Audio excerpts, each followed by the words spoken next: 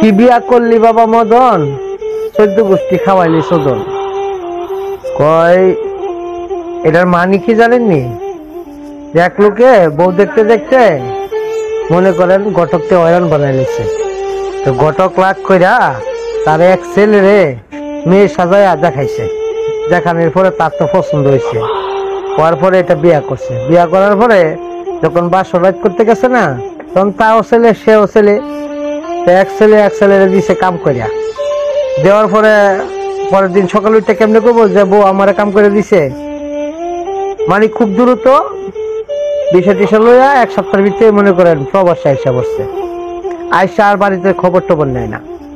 তখন বউ চিন্তা করছে কিরে এর কাছে বিয়া বইলাম, তাই কিন্তু সাপ পাইলাম না, বিয়ার ঠিকঠাক বিচারটা করে নি। বিয়া কইতাছে আমা তাই ওই রুজিনারে দেন না, আমার লগে থাকতো ননদরা আর কি দিছে। পরে ননদের দিছে কাম কইরা, তো ননদ শর্মে কইতারে নাই। পরের দিন কই কি মা আমি যাইতাম না, তুই যা। তো গিয়ে কইছে আমা ও ইয়া রুজিনা যেতে যাইতো না, তো আমনি আয়েন। তো হের মা গেছে, পরে দিছে হের মারে ফোন দেয়া।